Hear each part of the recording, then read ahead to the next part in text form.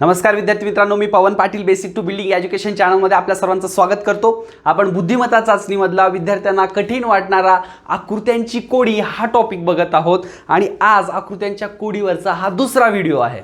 Okay, part 2 आपण बघत आहोत। आता जर उदाहरणं बघितली तर तुम्हाला ही मागच्या व्हिडिओपेक्षा आधीच्या पार्टपेक्षा ही उदाहरणं थोडीशी छोटी वाटू शकतात किंवा छोटी आहेत समजून घ्या, पण यामध्ये जे लॉजिक लावावं लागणार आहे ते अवघड नाही आहे। लॉजिक अवघड नाही आहे, तर नंबर ऑफ लॉजिक जे तुम्हाला चेक करावं लागणार आहे, हे लॉजिक लागतं का ते लॉजिक लागतं, हे थोडंसं जास्त वेळ तुम्हाला परीक्षेमध्ये खाणार आहे। आणि दुसरी गोष्ट काय, आता इथे मी स्क्वेअर घेतलाय, हेच गणित असंही असतं, हे 2 4 3 6 आणि 45 ह्याच्यामध्ये काही फरक नाही। इथं मी स्क्वेअर घेतलाय, इथं सर्कल घेतलाय। मग असं म्हणतात मास्तर तुला सर्कल काढता येत नाही का? येतंय बाबा, पुढच्या गणितात काढू।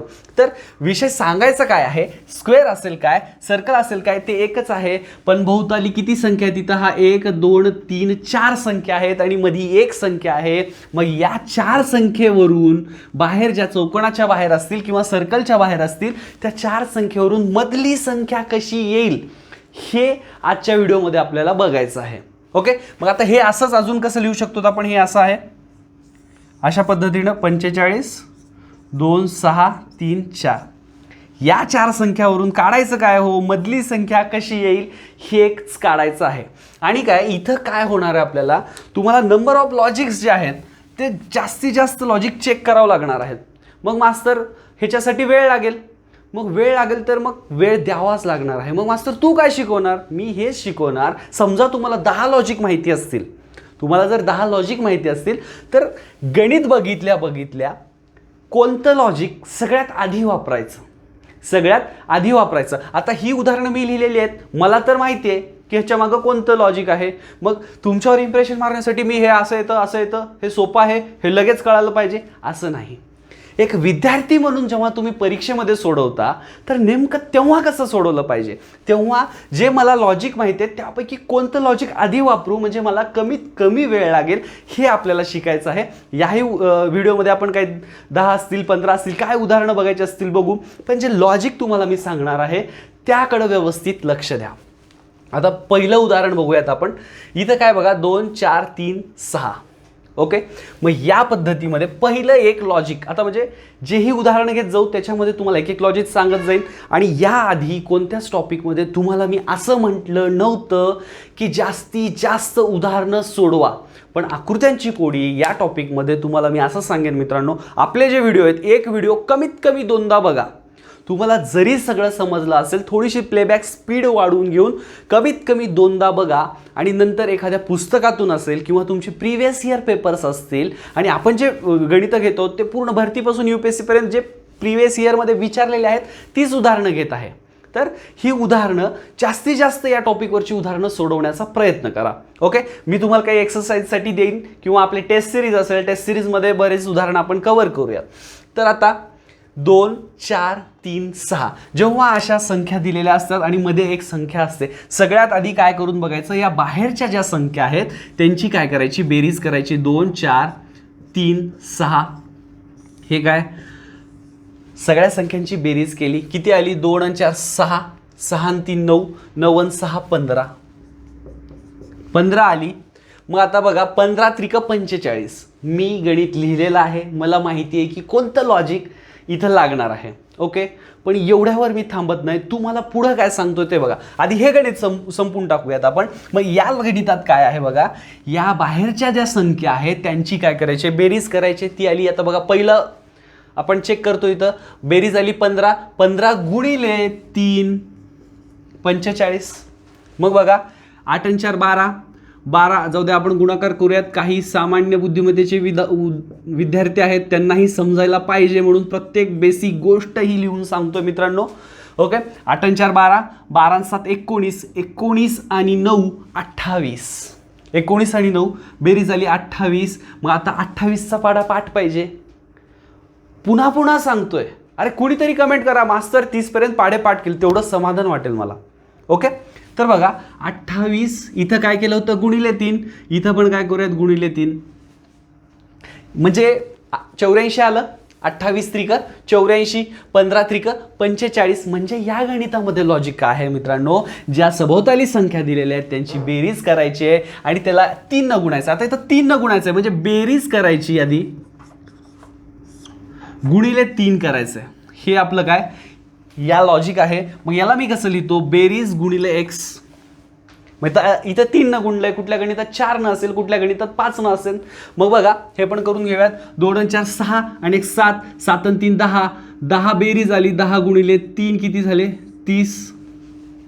मग इथं तेच उत्तर काढायचं आहे. 8 आणि 6 14, 14 आणि 2 16, 16 आणि 9 25. किती इथं बेसिक पण लिहून घेतो वाटल्यास. 8 अधिक 6 अधिक 9 अधिक 2 किती आली बेरीज 25 आली. 25 गुणिले 3 जेव्हा मी करेन तेव्हा किती येईल मास्तर 75 आपलं उत्तर येईल. मग आता इथं आपल्याला दुसऱ्या गोष्टी म्हणजे हे लॉजिक काय लक्षात ठेवायचं. उदाहरण तर सोडवलं, उत्तर किती आलंय 75 आलंय, पण ती गोष्ट महत्त्वाची नाहीये, कॅल्क्युलेशन करणं महत्त्वाचं नाही. मग तुम्ही काय शिकला तिथं, ज्या बाहेरच्या संख्या आहेत त्यांची बेरीज करायची, त्याला एखाद्या संख्येनं गुणायचं आणि बघायचं की मधली संख्या येते का. आता इथं गुणायचं आहे, बेरीज गुणिले एक्स केलंय, कुठं असू शकते बेरीज करायची आणि भागिले एक्स करायचं. Logic number 1. लॉजिक नंबर 2, आधी असं बेरीज करून बघा, नंतर काय करा बेरीज भागिले एक्स करून बघा. लॉजिक नंबर 3 काय करायचं, ज्या बाहेरच्या संख्या आहेत त्या सगळ्या संख्यांचा गुणाकार करायचा. त्या सगळ्या संख्यांचा गुणाकार करायचा, मग बघायचं मधली संख्या येते का. म्हणजे सर्व संख्यांचा गुणाकार करायचा आपल्याला. इथं काय केली बेरीज केली, पण कुठं कुठं काय करावं लागेल गुणाकार करावं लागेल. अशा पद्धतीनं हे 3 लॉजिक सगळ्यात आधी लावून बघायचे. कोणत्या वेळेस लावायचे नाहीत हे पुढं काही उदाहरणामध्ये सांगेन. म्हणजे आधी तशी जर संख्या दिसल्या तर ते लॉजिक वापरायचं हे पुढं सांगणार आहे. पण अशा जर बेसिक संख्या दिसल्या तर सगळ्यात आधी काय करायचं, त्या संख्यांची बेरीज करायची. मग ती बेरीज मधली संख्या येते का बघायचं, नसेल येत तर त्याला एखाद्या संख्येनं गुणल्यानंतर मधली संख्या येते का बघायचं, किंवा मग सगळ्यांची बेरीज करून भागिले एक्स करून बघा, किंवा मग सगळ्यांचा गुणाकार करावा लागेल. तर हे तुम्हाला लक्षात ठेवायचं आहे. ह्या उदाहरणाचं उत्तर 75 आहे. त्यापेक्षा हे गोष्टी तुम्हाला VIMP आहेत हे लिहित चला. ओके, गणित नंबर 2 बघा. आता हे मोडून टाकतो मी. असं अपेक्षा करतो की तुम्ही वही घेऊन बसलेले आहेत आणि हे लिहित जात आहेत. तसं जर बघत असताल तरच उपयोग आहे मित्रांनो आपल्या व्हिडिओला. म्हणजे व्हिडिओ म्हणून न बघता जर क्लास म्हणून बघितला तर बेटर असेल. ओके, त्याचं झालं. मग त्याच्यानंतर बघा हे 2 7. आता मास्तर तू असं बघितल्या काय सांगितलंय की बाबा या सगळ्या संख्यांची बेरीज करून बघ. मी काय करतो 2 आणि 7 9, 9 9 18, 18 आणि 4 22, अजून एकदा 9 आणि 4 13, 13 आणि 2 15, 15 आणि 7 22. कारण माझंही एखाद्या वेळेस जर बेरीज चुकली, बाबा मास्तरची बेरीज चुकली असं काही नाही, मास्तरही चुकू शकतंय. आणि अजून एक सांगतो, ही जी आकृत्यांची कोडी सोडवताना जे असं म्हणजे विद्यार्थी असेल किंवा शिक्षक असेल सगळे समान लेवलचे आहेत. ज्याची ट्यूब आधी पेटली तो मास्टर आहे बस. ओके, मग बघा 2 7 9 9 18, 18 4 22 झाले. इथं किती आहे 25 आहे. गुणिले 3 किंवा भागिले वगैरे करण्याची काही गरज नाही आहे, कारण या लॉजिकने येणारच नाही. 22च्या पट्टीतली किंवा 22ला भागितल्यानंतर ही 25 भेटणार नाही, म्हणून आपली बेरजेची आयडिया इथं जमणार नाही. मग आपण सगळ्या संख्येचा गुणाकार करून बघू. बेसत्ते 14, 14 गुणिले 9 गुणिले 4. संख्या फार मोठी जाते मास्तर, काही उपयोग नाही. मग त्याच्यानंतर इथं लॉजिक कसं आहे ते सांगून देतो मी. मग काय 7 मधून 2 गेले, पण परीक्षेमध्ये तुम्हाला डायरेक्ट लॉजिक भेटणार आहे का, नाही भेटणार. मास्तर काय लय हुशार नाही आहे काय, मास्टरला पण आधी 2-4 लॉजिक लावून बघावंच लागते की बाबा इथं नेमकं काय येईल. नवीन उदाहरण आल्यावर मलाही बघावंच लागतं. ओके, पण तुम्ही नंबर ऑफ प्रॉब्लेम सोडवताल तर तुम्हाला थोडंसं लवकर लक्षात येईल. पण लॉजिक हेच असणार आहे, पण कोणतं लॉजिक आधी लावायचं हे महत्त्वाचं आहे. 7 मधून 2 गेले उरले 5, 9 मधून 4 गेले उरले 5, आणि या 5 गुणिले 5 केल्यानंतर येते 25. ह्या या गणितामागचं लॉजिक आहे. मग कधी कधी काय होईल मास्तर, हे 7 वजा 2 5 आलंय, 9 वजा 4 5 आलंय, आणि या दोघांचा गुणाकार केल्यावर 25 येतोय, आणि ते या गणिताचं लॉजिक आहे असं सांगून टाकलं. हे गणित आधी सोडून घेऊयात. 24 मधून 14 गेले उरले 10, 17 मधून 14 गेले उरले 3, तर 10 गुणिले 3 केल्यानंतर किती येतं हो 30 येतं, आणि हे 30 मध्ये दिलेलं आहे. 71 मधून 48 गेले, हे 2 आणि 1 ते 3. ओके, आणि वरचे 2 23. ओके, काय केलंय वजाबाकी केले तेही करून दाखवतो. 2 आणि 1 3, इथं एक कटला. 6 मधून 4 गेले 2 23, वजाबाकी करायचे, बाकी काय अवघड नाही. 10 मधून 5 गेले 5 उरले, मग 23 गुणिले 5, 23 5 15 दर्शे 1 ते 30 पर्यंतचे पाढे. विनंती करतोय, हात जोडून सांगतोय, पाढे पाठ करा. त्याच्याशिवाय गणिताची उत्तरं पटकन येणार नाहीत. उत्तरं येतील तुम्हाला पण पटकन येणार नाहीत. मग ह्याचं किती आहे? 115 उत्तर आला. ह्या गणितात काय लॉजिक शिकलो आपण? या संख्येतून ही संख्या काय केली? वजा केली, आणि या संख्येतून ही वजा केली आणि त्या दोघांचा गुणाकार केलाय. मग कुठं कुठं काय असेल? आता हे गणित झालं, हे गणिताला सोडून द्या, पण कुठं कुठं काय असेल? आता इथं समजा हे असं दिलेलं आहे आपल्याला 25, हे 8 असेल आणि हे 4 असेल, हे 6 असेल, हे 2 असेल. तर मग 8 मधून 4 गेले 4, 6 मधून 2 गेले 2, 8 गुणिले 4 गुणिले 2 8, असं असू शकतंय. म्हणजे इथं काय अशी आपण वजाबाकी केली, कुठं अशी वजाबाकी असू शकते. 8 4 6 2, 8 मधून 4 गेले 4 उरले, 6 मधून 2 गेले 2 उरले, 4 2 8.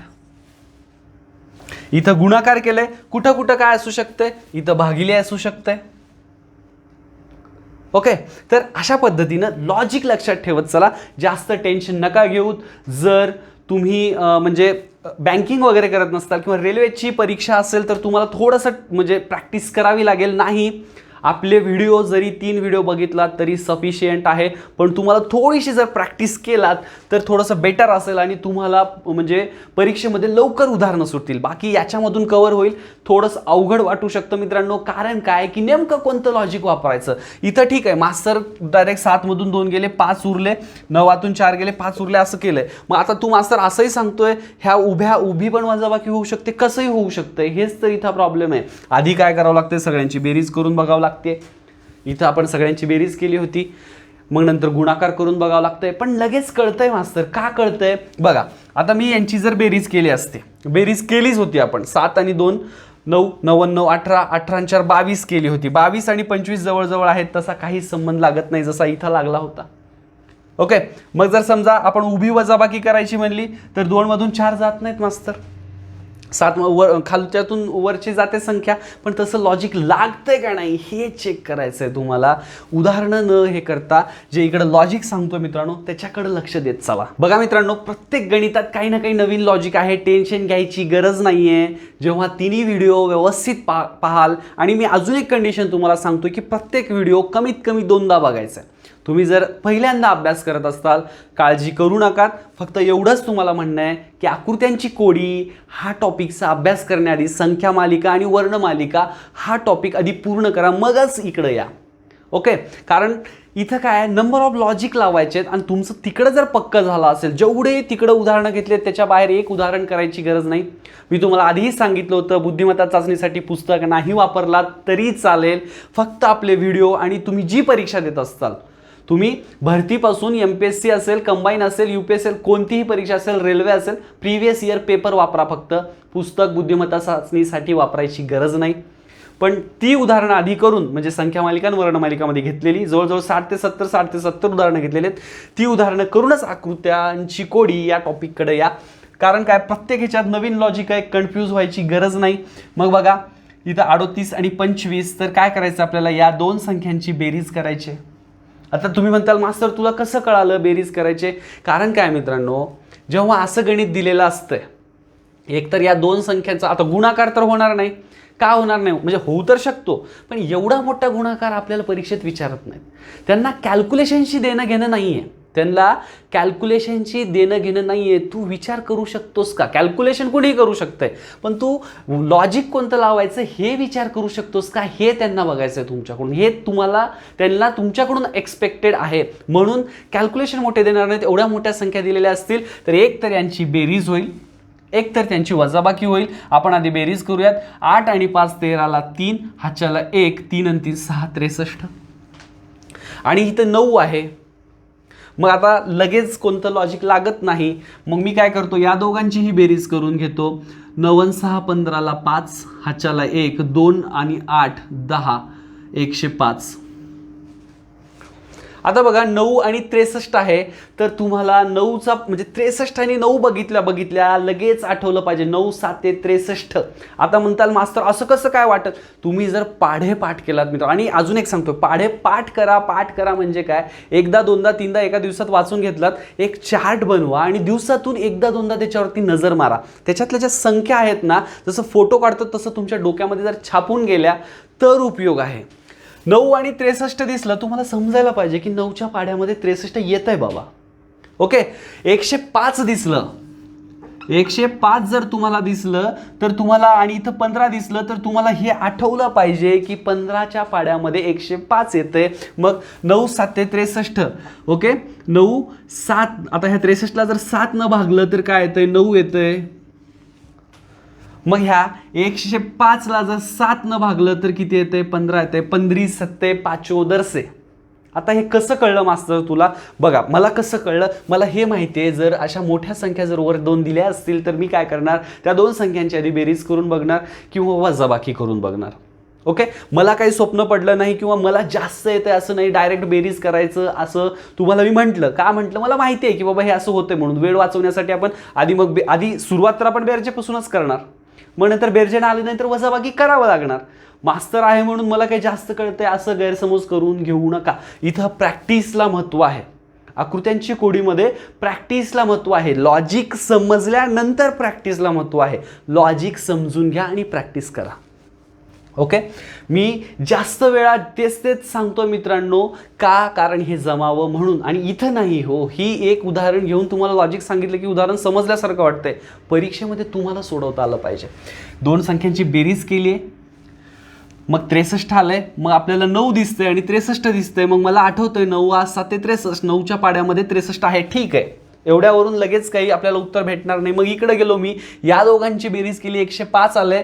मग 15च्या पाढ्यामध्ये 105 आहे, 15 7 5 आहे. मग मला समजायला पाहिजे की या दोघांची बेरीज करून जेव्हा मी 7 न भागतोय आणि याची बेरीज करून जेव्हा मी 7 न भागतोय तेव्हा मला इथली संख्या भेटली, आणि या बेरजेला जेव्हा मी 7 न भागतोय तेव्हा मला इथली संख्या भेटली. तर मी इथं काय करतो, या दोघांची बेरीज करतो आणि त्याला 7 न भागतो.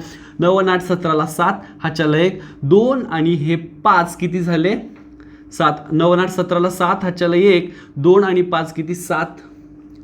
मग आता आपण काय करणार, याला 7 न भागणार. आणि अजून एक सांगतो, जेव्हा बेरीज करत असता, वजाबाकी करत असता, डोकं शांत ठेवून करा. उदाहरण चुकू देऊ नका, तसल्या सिली मिस्टेक होऊ देऊ नका. कॅल्क्युलेशनमध्ये जर चूक झाली तुमची, लॉजिक कळून सुद्धा तिथं जर 15 सेकंद गडबडलात, तुम्ही गोंधळलात, तर तुमचं येणारं गणित पण पुढच्या गणितावर इम्पॅक्ट करतं. त्यामुळं कॅल्क्युलेशन करताना शांत करा. ओके. मग या दोघांची बेरीज केली, 77 आलं. मला कळालंय की बाबा या दोघांच्या बेरजेला जेव्हा 7 न भागतो तेव्हा मला खालची संख्या भेटते. या दोघांच्या बेरीज केली, 77 आली, त्याला 7 न भागल्यावर मला इथं किती भेटेल, 7 11 किंवा 11 7 77. आणि इथं ऑप्शन क्रमांक 1 मध्ये माझं उत्तर भेटलं. इथं बेरीज झाली, फक्त तिथं वजाबाकी होऊ शकते, बाकी दुसरं कोणतं इथं लॉजिक नाही. इथं आपण 7 न भागितलंय, कुठं 8 न भागावं लागेल, कुठं 9 न भागावं लागेल, कुठं 10 न भागावं लागेल. ते त्या 2 ह्याच्यावरती जो सहसंबंध आपण तिकडे शिकलो होता, तो सहसंबंध लावून मग जे उत्तर विचारलंय ते काढायचं. त्याच्यानंतर बघा, आता जे इथं सांगितलं होतं तुम्हाला 9 आणि 63, हे 2 संख्या दिसल्यानंतर मला कळायला पाहिजे 9च्या पाढ्यामध्ये 63 येत आहे. तसंच सेम बघा मित्रांनो, इथं 56 आहे, इथं 7 आहे, हे 6 आहे आणि हे 36 आहे. आता लवकर उदाहरण यायचं म्हणजे नेमकं काय करू शकतो जास्तीत जास्त, तर हे पाढे वगैरे जे आहेत, वर्ग घन जे आहेत, ते संख्या तुमच्या डोक्यामध्ये छापलेल्या पाहिजेत. मग बघा, हे 42 आहे, हे 6 आहे, 12 96, 12 80 96, 3 9 27, 2च्या पाढ्यात 20 आहे. त्याच्यावरून तेवढं कळत नाही, पण या ह्या गोष्टीवरून कळतंय. 6 न 36ला भाग जातोय, 7 न 56ला भाग जातोय, म्हणजे इथं काहीतरी आहे. मग इथं काय आहे, मग बघा, 12 न 96ला भाग जातोय, 6 न 42ला भाग जातोय, म्हणजे भागायची कोणती तरी प्रोसेस इथं होणार आहे, हे तुम्हाला समजायला पाहिजे. त्याच्यामुळं पाढे दिसले पाहिजेत असं आपल्याला. असं तुम्हाला रोज पाढ्याकडे बघत चला, त्याच्यातल्या संख्यांकडं बघत चला, स्कॅन करा ते असं व्यवस्थित, मग तुम्हाला व्यवस्थित परीक्षेमध्ये सोडवता येईल. आता तुम्ही हे काय मास्तर फोटो काढायचं स्कॅन करायचं म्हणतंय, असं नाही बाळा. दिवसातून जर 2-3 वेळा पाढे वाचत राहिलात तर 100% ते व्यवस्थित होईल. काय होईल ते तुम्ही मला नंतर 1 महिन्यानंतर सांगायचं. ओके, मग बघा 6 36ला भागलं, भागाकार येतो 6 आणि हे 7 8 56, हे 8 आलं आणि ह्या 6 आलं. काय केलं आहे, 56 भागिले 7 करतोय आणि 36 भागिले 6 करतोय. मग हे किती येतं आहे, 8 येतं आहे आणि हे किती येतं आहे, 6 येतं आहे. इथे 14 आहे, 8 अधिक 6 14. ओके, मग बघा हे 12 96ला भागायचं, 12 8 96, 6 42ला भागितलं तर 37 42 किंवा 6 7 42, 8 7 15. एवढं सोपं आहे. पण कधी, जेव्हा तुम्हाला 12चा पाढा पाठ आहे, बघितल्या आकडे दिसते, अरे 12च्या पाढ्यात 96 येते रे, अरे 6च्या पाढ्यात 36 येते, 7च्या पाढ्यात 56 येते, इथं काहीतरी भागाकाराचा विषय दिसतोय, हे तुम्हाला कळालं पाहिजे. 3 9 27. काही इथं पाढा म्हणणं मोठी गोष्ट नाही आहे, कॅल्क्युलेशन मोठी गोष्ट नाही आहे. 3 9 27, बे 10 20. मग ह्या 10 आणि 9ची बेरीज करायची आणि जी बेरीज येईल इथं लिहायची किती, 19. काय केलं आहे, 12 8 96, 6 7 42, या संख्येनं या संख्येला भागल्यानंतर जे येतं, मग या संख्येनं या संख्येला भागल्यानंतर जे येतं त्या दोघांची बेरीज केलेली आहे. या संख्येनं या संख्येला भागल्यानंतर 9 आलं आहे आणि या संख्येनं या संख्येला भागल्यानंतर 10 आलं आहे. मग 10 आणि 9ची बेरीज किती येते, 19 येते. एवढं सोपं उदाहरण आहे, पण कधी जर संख्या तुमच्या ओळखीच्या असतील तर सोपं आहे. त्यामुळं व्यवस्थित पाढे म्हणजे भागाकार असेल, पाढ्याचे मधील भागाकार असतील किंवा पाढा व्यवस्थित दिसला पाहिजे, वर्ग असतील घन असतील, या संख्या रोज बघत चला. एवढा एकच त्याच्यावर ऑप्शन आहे. किंवा संख्या मालिकेचे जे व्हिडिओ आहेत ते व्हिडिओ 1दा-2दा जरी बघितलात तरीही तुम्हाला हे सोपंच जाणार आहे. आता या उदाहरणाकडे बघितल्यानंतर आपल्याला काय वाटतंय की संख्या किती छोट्या छोट्या आहेत, 1 4 7 12 6 6 5, म्हणजे सगळ्या संख्या एवढ्या छोट्या आहेत की कॅल्क्युलेशन काहीच नाही, कॅल्क्युलेशन महत्त्वाचं नाहीच आहे. मग महत्त्वाचं काय, आता इथं लॉजिक कोणतं वापरायचं. सगळ्यात आधी आपण काय करून बघणार, 4 आणि 1 5, 5 आणि 7 12, 12 आणि 12 24. मग 24 आणि 6 सर थोडासा संबंध दिसतोय. कसा काय, 24 भागिले जेव्हा 4 करू तेव्हा इथलं मधली संख्या 6 येते. ठीक आहे बाबा, आपण आधी बेरीज करून बघतो. मग दुसरा सर्कल बघूयात. 6 आणि 5 11, 11 आणि 4 15, 15 आणि 16 31 भागिले जर 4 केलं तर मधली संख्या भेटत नाही. म्हणजे हे जे लॉजिक आहे ते लॉजिक लागत नाही. आणि तिथं परीक्षेमध्ये डायरेक्ट लॉजिक थोडंही तुम्हाला समजणार आहे, तुम्हाला एक एक लॉजिक लावूनच बघावं लागणार आहे. मग त्याच्यानंतर जर सगळ्या संख्यांचा गुणाकार केला, 12 1 12, 12 4 48, 48 गुणिले 7 संख्या फार मोठी जाते, 6च्या जवळपास येत नाही. मग नेमकं अजून काय करू शकतो मास्तर, मग याच्यातून एक काढलं समजा 8 आणि हे 6, ते पण संख्या मोठी होते. म्हणजे कशी मोठी होते, हे 8 झाली आणि 7मधून 1 गेले 6, मग 8 आणि 6 14 होतात, किंवा हे 8 संग 48 होतात. गुणाकार केला तर तेही लॉजिक लागत नाही. मग लॉजिक नेमकं कोणतं लागतं इथं बघा, किंवा नवीन लॉजिक कसं असतं, अजून कसं लॉजिक असू शकतं ते इथं तुम्हाला मी सांगतो. हे 12 आहे आणि हे 4 आहे, या दोन संख्यांचा गुणाकार करायचा. 12 चौक 48. ओके, किंवा असं लिहितो 12 गुणिले 4 48. मग भागिले काय करायचं आहे, 7 अधिक 1. हे चौकोन करतो वाटल्यास, 7 अधिक 1 किती, 8. 48 भागिले 8 जेव्हा आपण करू तेव्हा भेटतं 6. 8 संग 48. मग मास्तर तुला हे कसं समजलं, मला समजायचा काही प्रश्न नाही, किंवा मला गणित बघितल्यानंतर मला काही लगेच समजणार नाही की इथं चला ह्या दोघांचा गुणाकार करा, या दोघांची बेरीज करून त्याला भागायचं आहे. मीही असंच करणार, यांची बेरीज करणार, मग त्यांचा गुणाकार करणार, मग कुठं काय होतंय का अजून बघणार. मग त्याच्यानंतर जेव्हा मी याच्याकडे बघन मग मी काय करणार, या दोघांचा गुणाकार करणार. 12 चौक 48 येतंय, मग 7 गुणिले 1 7 येतंय, पण 48ला 7 भाग जात नाही. मग मी असंही करून बघन, 12 आणि 4 16 करन, 7 आणि 1 8 करन, 8 आणि हे 2 येईल, पण इथं 2 नाही आहे. असं एक स्टेप मला पण करून बघावं लागणार आहे. कुणालाच लगेच समजणार नाही, गणित बघितल्या की इथं हेच प्रोसेस करायचे. मग शेवटी हे पण लॉजिक लक्षात ठेवायचं आहे, त्याच्यासाठी सांगतोय लॉजिक लक्षात ठेवा. हे सगळे आतापर्यंतच्या प्रोसेस झालं. आतापर्यंत जेवढ्या गणितं बघितले त्यामध्ये आपण जी लॉजिक लावली ती लॉजिक लावून बघितलं, पण त्यानं सुटत नाही. मग नवीन लॉजिक काय, इथं या दोन संख्यांचा गुणाकार आणि या दोन संख्यांची बेरीज. मग काय 12 चौक 48 भागिले 7 आणि 1 8. मग किती आलं 48 भागिले 6. मग तसंच 16 5 80 गुणाकार डायरेक्ट लिहितो आणि हे 6 आणि 4 10. 80 भागिले 10 8. ओके. मग 9 सख 54 भागिले 9 7 63 9 1 9 18. ओके, मास्तरच गडबडायला काय. 9 सख 54 6 आणि 9चा गुणाकार करायचा आहे 54 आला आणि 9 आणि 9ची बेरीज करायची 18 आली, कारण या समोरील संख्येचा आपण गुणाकार करत आहोत आणि या दोन संख्यांची बेरीज करत आहोत. कुठल्या गणितात उलटा असू शकतं, या दोन संख्यांची बेरीज आणि या दोन संख्यांचा गुणाकार.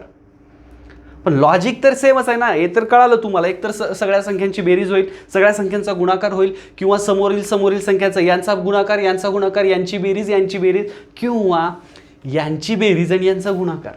ते लॉजिक आपण इथं वापरत आहोत. 18 त्रिक 54. मग त्याच्यानंतर 9 8 72. मग हे इथं काय येते बरोबर 3 येते. 9 8 72 बरोबर 3 येते. भागिले काय पाहिजे मग 72 भागिले जर करायचं असेल आपल्याला इथं आपण प्रोसेसनं जाऊ. 12 अधिक x. मग ते किती होईल, ह्याला गुणाकार करून घेतल्यानंतर मग ते काय होईल 72 बरोबर 36 अधिक 3x. मग काय 36 बरोबर 3x. मग x बरोबर 12. हे झालं बेसिक.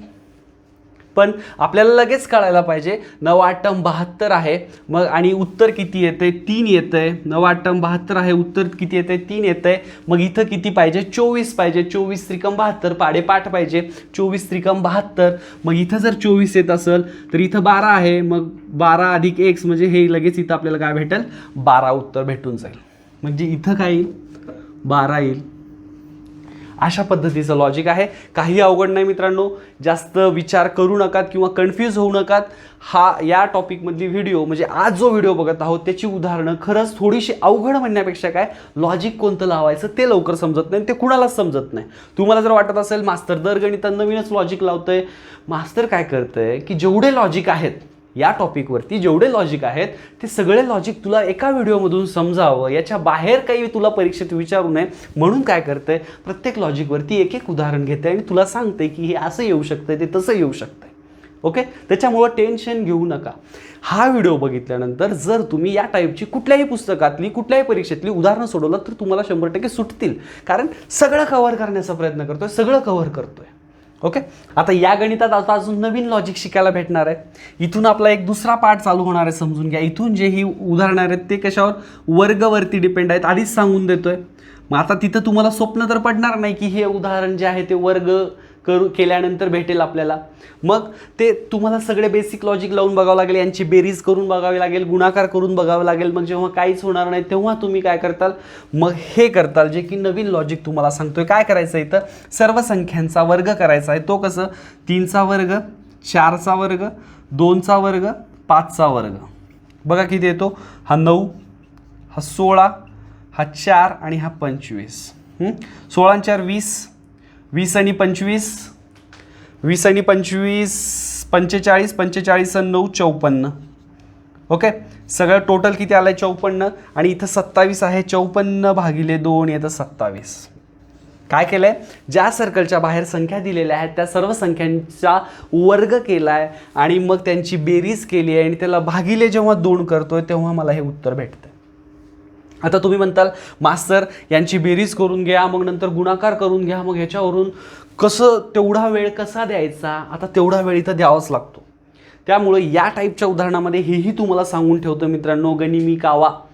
वेळ पडली जर 10 20 30 सेकंदाच्या नंतर 40 सेकंदाच्या नंतर जर कोणतंच लॉजिक लागत नसेल तर अशी उदाहरणं स्किप केला तरी चालतंय.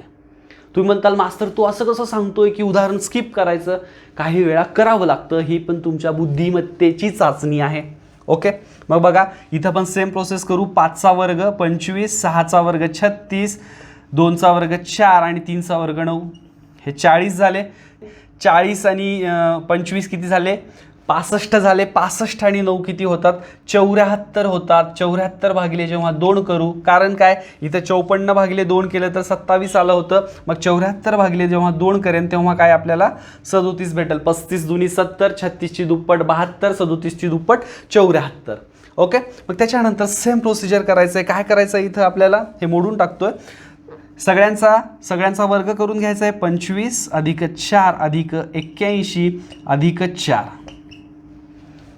ओके, 5चा वर्ग 25, 2चा वर्ग 4, 9चा वर्ग 81, 2चा वर्ग 4. मग बघा 81 आणि 4 किती? 85. 85 आणि 4 किती? 89. 89 आणि 5 किती? 89 5 94. 94 10 104 आणि 114.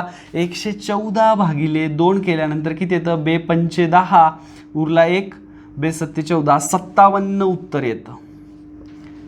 कॅल्क्युलेशन का करून दाखवतो मित्रांनो? तुम्हाला डोकं शांत ठेवून करायचं आहे. कारण हे बघितल्यानंतर उदाहरणं, आकृत्यांची कोडी अशी उदाहरणं आहेत, बघितल्यानंतर तर एकदम लगेच काही सुचत नाही. मग एक एक स्टेप बाय स्टेप आपल्याला आपलं लॉजिक लावत जावं लागतं. आणि हे जे उदाहरण आता आपण बघितलंय हे आतापर्यंत सगळ्यात थोडंसं कठीण उदाहरण आहे, समजून घ्या. त्याला हॅश करून ठेवा किंवा VIMP करून ठेवा किंवा हार्ड लिहून ठेवा, काय लिहायचं ते लिहा. पण याचं लॉजिक थोडंसं लवकर भेटत नाही, थोडंसं अवघड उदाहरण आहे हे. ओके, याचं उदाहरण 57 आलेलं आहे. आणि हे जे उदाहरण आहे वाटल्यास तुम्हाला समजलं नाही असं वाटत असेल, कदाचित समजलं असेल, फक्त प्रश्न तुमचा हा असेल की मास्तर लगेच कसं समजायचं की या सर्व संख्यांचा वर्ग करायचा आहे आणि मग त्यांची बेरीज करायची आणि भागिले 2 करायचं. तसं लगेच समजत नाही, तर तुम्हाला स्टेप बाय स्टेप म्हणजे प्रोसेस करून बघावं लागलं आणि त्यानंतरच समजणार आहे. आणि पुढची काही उदाहरणं वर्गची आपण जेव्हा घेऊ, वर्गावर डिपेंड जेव्हा उदाहरणं घेऊ, तुम्हाला समजेल नेमकं कसं करायचं. आता ही जी 2 उदाहरणं आहेत मित्रांनो, आपण थोडंसं कम्पेअर करून शिकणार आहोत. म्हणजे तुम्हाला हे लक्षात येईल की कोणत्या संख्या कुठं काय दिसल्यानंतर आधी कोणतं लॉजिक लावायचं.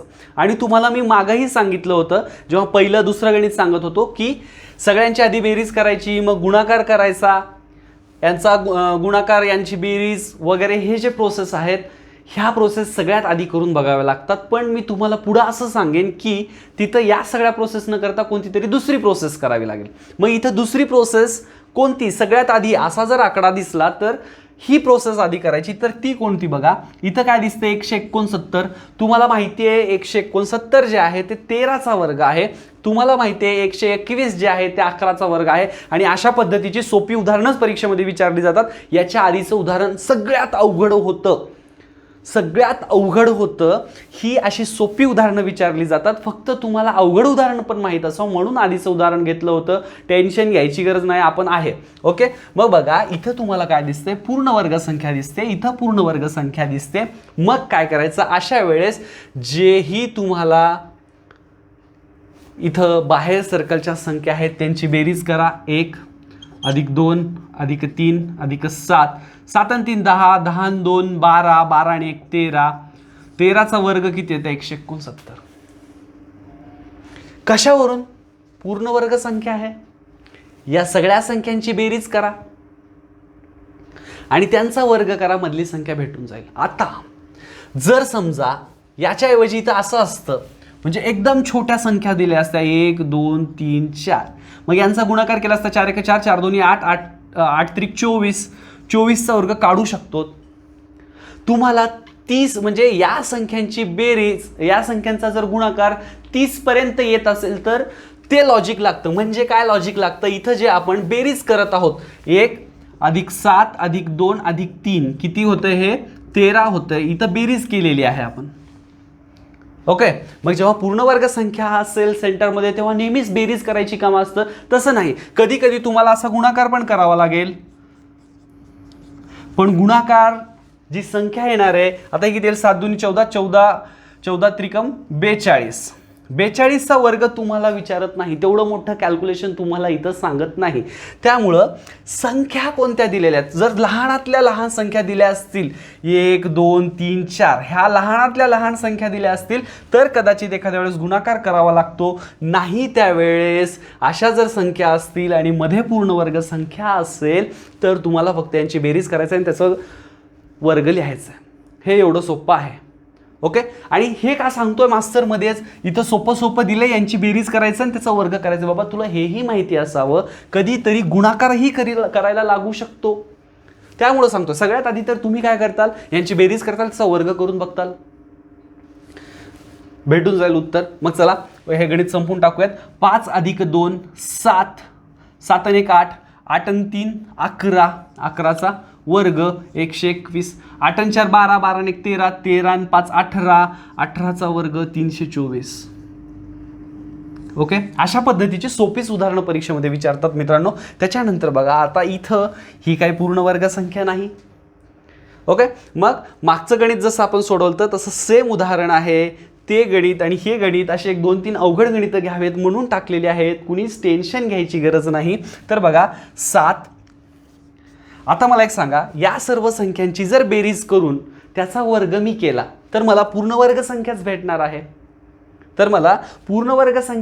आहे. पण मग जर मी यांची आधी बेरीज केली, यांचा आधी वर्ग केला, नंतर त्याची बेरीज केली तर मला पूर्ण वर्ग संख्या भेटेलच असं नाही. पण इथं कोणतीच पूर्ण वर्ग संख्या नाही आहे, म्हणून मी काय करतो, 7चा वर्ग अधिक 5चा वर्ग अधिक 4चा वर्ग अधिक 1चा वर्ग.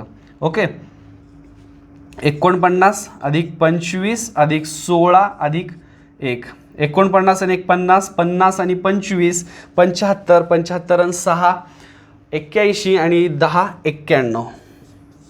काय केलंय, या सर्व संख्यांचा वर्ग करून घेतलाय आणि नंतर त्याची बेरीज केलेली आहे. पण मी या सर्व संख्यांची आधी बेरीज केली असती आणि नंतर त्या संख्येचा बेरजेचा जर वर्ग केला असता मला पूर्ण वर्ग संख्या भेटली असती. मग कधी हे करायचं आणि कधी हे करायचं, जर सेंटरला पूर्ण वर्ग संख्या असेल तर त्या संख्यांची आधी बेरीज करून नंतर त्याचा वर्ग करून बघा. आणि जर असं संख्या असेल तर काय करायचं, आधी या संख्यांची बेरीज करा, मग आधी या संख्यांचा वर्ग करा आणि नंतर काय करा, त्याची बेरीज करा. मग इथं लॉजिक काय लिहितो मी, वर्ग त्याच्यानंतर काय करायचं, बेरीज. आणि इथं काय लॉजिक लिहितो, बेरीज त्याच्यानंतर वर्ग. ओके. आता ह्याचं उत्तर काढून घेऊयात आपण आधी. बघा हे पण लॉजिक आधी येतं का, हे 4 अधिक 6चा वर्ग 36 अधिक 5चा वर्ग 25 अधिक हा 1चा वर्ग 1. मग बघा हे 36 आणि 4 40, 40 आणि 25 65 आणि 1 66 उत्तर भेटतंय. मग त्याच्यानंतर याचंही बघा, 2चा वर्ग 4, नंतर 3चा वर्ग 9 अधिक 4चा वर्ग 16 अधिक 4चा वर्ग 16, 16 2 32, 32 आणि 4 36, 36 आणि 9 45 उत्तर आहे. अशा पद्धतीने जास्त टेन्शन घ्यायची गरज नाही. फक्त मी जे ही उदाहरणं व्हिडिओमध्ये घेत आहे याच्या बाहेर कोणते लॉजिक येणार नाही आहेत. फक्त हे जेही 10-12 गणित आहेत ते मात्र तुम्ही कमीत कमी 2दा बघा, तुम्हाला परीक्षेमध्ये गणितं सुटतील. आता ही जी उदाहरणं आहेत मित्रांनो, ही अतिशय सोपी आहेत. सोपी का, कॅल्क्युलेशन सोपं आहे का, नाही. तर इथं ज्या संख्या दिलेल्या आहेत त्या पद्धतीच्या जर संख्या तुम्हाला परीक्षेमध्ये दिसल्या तर काय लॉजिक लावायचं ते तुम्हाला डायरेक्ट मी सांगणार आहे. काय तर बघा, 16 25 36 आणि 9 चारही संख्या कशा आहेत, तो पूर्ण वर्ग संख्या आहेत. 64 1 16 25 पूर्ण वर्ग संख्या आहे. 64 1 इथं काय काढायची आपल्याला आणि 9 पूर्ण वर्ग संख्या आहेत. म्हणजे ज्याही संख्या बाहेर दिलेल्या आहेत त्या सगळ्या संख्या पूर्ण वर्ग संख्या आहेत. एक गोष्ट दिसली, मग म्हणायचं की अरे चला सोपं आहे गणित. मग कसं काय करायचं, याचा वर्गमूळ काढून घ्या. 3 4 5 6, मग 6 आणि 3 9, 9 आणि 4 13, 13 आणि 5 18. या पूर्ण वर्ग संख्या कुठल्याही गणितात दिसल्या तुम्हाला काय करायचं, त्याचं आधी वर्गमूळ काढून घ्यायचं. म्हणजे ह्या बॉक्समध्ये असतील, आता हे बॉक्स दिलंय, असं दिलं असतं तरी सेमच होतं आपलं. 16 25 36 9. हे ॲक्च्युली UPSCला विचारलेलं उदाहरण आहे. कशाला, UPSCला विचारलेलं उदाहरण आहे. हे सर्कलच्या फॉर्ममध्ये असलं असतं किंवा स्क्वेअरच्या फॉर्ममध्ये असलं असतं किंवा मग आपण जे मागं स्क्वेअर घेतलं स्क्वेअरच्या फॉर्ममध्ये जरी असलं असतं. प्रोसेस सेम आहे. काय करायचं आहे, पूर्ण वर्ग संख्या दिसल्यावर त्यांचा वर्गमूळ लिहून घ्यायचं आहे आणि त्यांची बेरीज केलेली आहे. 18 आलं आहे. मग मास्तर लगेच बेरीज का केली, अरे संख्या बघ ना, 6 आणि 5 11, 11 आणि 4 15, 15 आणि 3 18. आणि जर समजा इथं मोठी संख्या असली असती, काय असली असती, 4 गुणिले 5 गुणिले 6 गुणिले 3 साइन 3 18 18 18 आणि हे काय 5 20 18 2 36 360 जर राहिला असता गुणाकार केला असता. पण सगळ्यात आधी काय, पूर्णवर्ग संख्या दिसल्या त्यांचा वर्गमूळ काढून घ्या. मग मधली संख्या किती मोठी आहे, इथं काय एकदम छोटी आहे म्हणजे बेरीज होऊ शकते. इथं जर संख्या मोठी असती तर गुणाकार होऊ शकतो. ओके, आता हे 18 बघून तर तुम्हाला एवढं नक्की लक्षात यायला पाहिजे की या संख्यांची बेरीजच करायची आहे. जर संख्या मोठी असती तर मात्र विचार करावा लागला असता की बाबा गुणाकार करावा लागेल. ओके, गुणाकार करायचं का बेरीज करायचं हे मधली संख्या काय आपल्याला दिलेलं आहे मध्ये त्याच्यावरून समजून जातं. मग सेम 4 1 4 5 5 आणि 4 9 1 10 10 आणि 4 14 5 आणि 4 9 9 आणि 1 10 10 आणि 4 14 सॉरी काही गणित लिहिण्यात चुकलं, सॉरी 8 64. अजून एकदा सांगतो मित्रांनो, बघा माझंही चुकलं गडबडीमध्ये. 64 संख्या जी आहे 4चा घन 8चा वर्ग आहे, त्याच्यानंतर 729 जी संख्या आहे 27चा वर्ग 9चा घन आहे. तर ह्या जेव्हा संख्या येतील तेव्हा थोडंसं जपून, सिली मिस्टेक होऊ शकते. इथं सिली मिस्टेक माझ्याकडून पण चालते. मी पण इथं 64 बघितल्यावर लगेच 4 लिहिलं होतं, पण आता आपल्याला इथं घनमूळ नाही तर वर्गमूळ काढायचं आहे. इथं काय आपल्याला 4 लिहायचं आहे, 1 लिहायचं आहे, 4 5 मास्तरचं पण चुकू शकतं. ओके, तर 64चा वर्गमूळ जो आहे तो 8 लिहा, 1चा वर्गमूळ 1, 16चा वर्गमूळ 4, 25चा वर्गमूळ 5. आणि या वर्गमूळ काढल्यानंतर त्यांचं काय काढायचं आपल्याला, त्यांची बेरीज करायची आहे. 5 आणि 4 9, 9 आणि 1 10, 10 आणि 8 18, मध्ये 18 भेटले आपल्याला. 64चा वर्गमूळ 8, आता इथं 4 लिहित नाही. ओके, 1 आणि हे 3, मग 8 आणि 3 11, 11 आणि 1 11 आणि 1 12, बेरीज 12 होते, आपल्याला 18 पाहिजे. मग डायरेक्ट इथं जर समजा पहिला ऑप्शन जर 6 असेल तर 8 आणि 3 11 आणि 1 12, 12 6 18 असं नाही. काय करतोय आपण, यांचा वर्गमूळ काढत आहोत, म्हणून आपल्याला जरी 6 पाहिजे असेल तरी इथं काय येईल, 6चा वर्ग 36 येईल. मग बघा 36चा वर्गमूळ काढल्यावर 6 येईल. सिली मिस्टेक होऊ देऊ नका. लॉजिक समजलंय, 2 स्टेप पूर्ण व्यवस्थित केल्यात आणि तिसऱ्या स्टेपला जर आपण इथं डायरेक्ट 6 लिहित असू तर चुकीचं तसं व्हायला नाही पाहिजे. आपल्याला हे लक्षात असलं पाहिजे, भानावर असलं पाहिजे, डोकं शांत असलं पाहिजे. 36चं वर्गमूळ येतं 6 आणि जेव्हा आपण त्यांची बेरीज करू तेव्हा काय येईल, आपल्याला 18 भेटून जाईल. म्हणून आपलं उत्तर किती येईल, 36. ओके, मग आता इथं बघा, इथं पण काय दिले आहेत, पूर्ण वर्ग संख्या आहेत 16 49 121 25. जेव्हा पूर्ण वर्ग संख्या दिलेल्या असतात तेव्हा सगळ्यात आधी मी काय करतो, त्यांचा वर्गमूळ लिहून घेतो. 7 11 वर्गमूळ लिहून घेतला. मग आता यांचा वर्ग किंवा वर्गमूळ काही करण्याच्या आधी मधली जी संख्या आहे ती कशी संख्या आहे, पूर्णवर्ग संख्या आहे. ह्या पण सगळ्या कशा आहेत, पूर्णवर्ग संख्या आहेत. आणि मधली जी संख्या आहे ती कशी आहे, पूर्णवर्ग संख्या आहे. म्हणजे एका कोणत्या तरी संख्येचा वर्ग आहे. म्हणून मी काय करतो, हे जे वर्गमूळ आपण काढून घेतले त्यांची बेरीज करतो. 4 अधिक 7 अधिक 11 अधिक 5. मग काय, 7 आणि 4 11, 11 11 22, 22 आणि 5 27, 27चा वर्ग 729. मग पूर्ण वर्ग संख्या दिसल्यात लगेच त्याचा वर्गमूळ लिहून घेतो. 5 7, मग यांची बेरीज 6 आणि 7 13, 13 आणि 5 18, 18 आणि 1 19, 19चा वर्ग 361, 9 4 10 3. ओके, मग यांची बेरीज 9 आणि 3 12, 12 आणि 10 22, 22 आणि 4 26, 26चा वर्ग 676. थोडंसं फास्ट घेतलं हे गणित कारण सोपं आहे, एवढं काही त्याच्यात विशेष नाही. फक्त एकच गोष्ट लक्षात ठेवायची, जेव्हा पूर्ण वर्ग संख्या दिसतात तेव्हा त्यांचा आधी वर्गमूळ काढून घ्यायचं. बघा मित्रांनो, ही अतिशय सोपी उदाहरणं आहेत. आपण एक 2-3 उदाहरणं या टाईपची घेऊन टाकूयात म्हणजे हाही टाईप आपला संपून जाईल. तर बघा या उदाहरणामध्ये काय असतं, 24 2 आणि हे 5. आता इथं सगळ्यात आधी हे बघायचं की सगळ्यात मोठी संख्या कोणती आहे. इथं 130 आहे, इथं 108 आहे आणि इथं आपल्याला काय काढायचं आहे. ओके, सगळ्यात मोठी संख्या कशी किंवा म्हणजे कोणती आहे ती बघायची आपण. मग या ज्या बाकीच्या संख्या आहेत त्या संख्यांवर काय प्रोसेस केल्यानंतर ही संख्या येईल हे डोकं आपण लावायचं. ओके, मग बघा 24 48 आणि 5, 24 गुणिले 2 गुणिले हे 5, 24 दुनी 48, 48 गुणिले 5 किती येतं? 48 गुणिले 5 म्हणजे 50 गुणिले 5 म्हणलं तर 250च्या जवळपास येईल. 2 कटले 240 येईल समजा. मग इथं किती आहे? 130. म्हणजे या सगळ्या संख्यांचा गुणाकार तर होणार नाही. एक तर काय होत असतं, या सर्व संख्यांची बेरीज होत असते, एक तर या सर्व संख्यांचा गुणाकार होत असतो, नाही तर मग या संख्येला या संख्येनं भागावं लागतं. मग आता बघा 24 भागिले 2 केलं तर किती? 12. 12 पंचे 60. मग इथं 60 ही नाही. मग काय लॉजिक लावू शकतो? बघा 24 आणि या 2ची जर बेरीज केली तर किती येतं? 24 आणि 2 26, 26 पाचा 130. आता मास्तर इथं 26चा पाढा पाठच पाहिजे. जर 26चा जर पाढा तुम्हाला पाठ नसेल तर तुमच्या डोक्यात ट्यूब पेटू शकत नाही लवकर.